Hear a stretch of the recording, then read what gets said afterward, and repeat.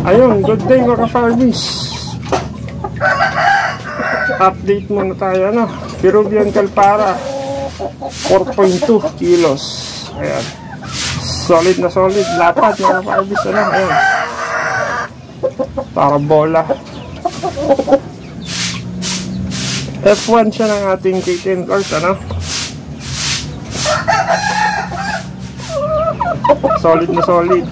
Super ganda ng balahibo niya mga farbies, ano? Ito yung tinatawag natin na light side, ano? Pulang-pula yung mukha na napakalinaw ng mata. Super healthy mga farbies, ano? So meron din tayong dark side na tinatawag, ano? Yung medyo dark na Calpara. Ito yung tinatawag natin na light side, ano?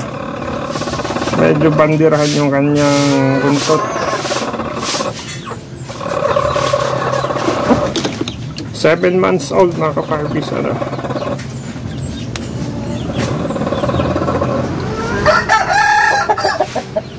$4.2. Ito yung gustong-gusto ng ating mga customer, ano? Sa Vietnam and Cambodia, no? Actually, yung mga kapatid nito is nasa Vietnam and meron din sa Cambodia, no? Ito lang yung natira.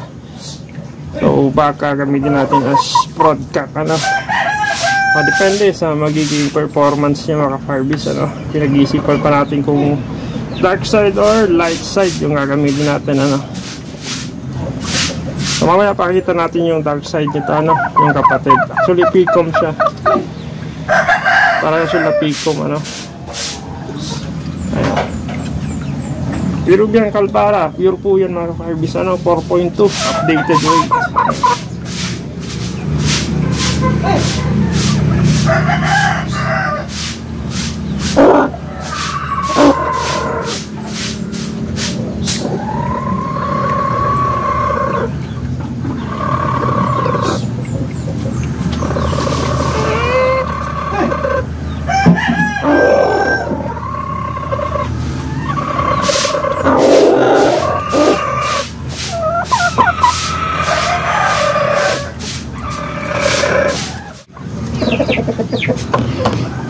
Ayan, ito yung kanyang dark side na tinatawag natin mga farbies, ano?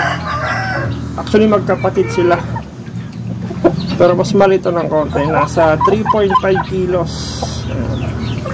7 months din, ano? Dark side mga farbies, ano? Pinag-iisipan natin dyan sa dalawa kung alin yung the best na magiging broadcast, ano? Hindi ko siya tinanggalan ng palong mga ka-farbies, ano? Unlike dun sa kapatid na clean cut na. Maganda kasi yung palong niya mga ka-farbies, ano? Ayan. Kita niyo.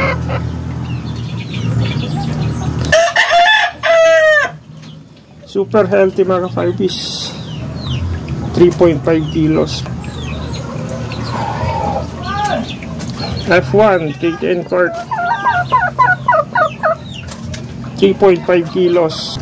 Nung F1 natin, ano, tsaka yung inahin natin na mama nito mga ka-farbies, ano. PM nyo lang mga ka-farbies, ano. Konti lang yung i-out natin, ano. Ayan. Solid na solid mga ka-farbies. 3.5 kilos. Ayan.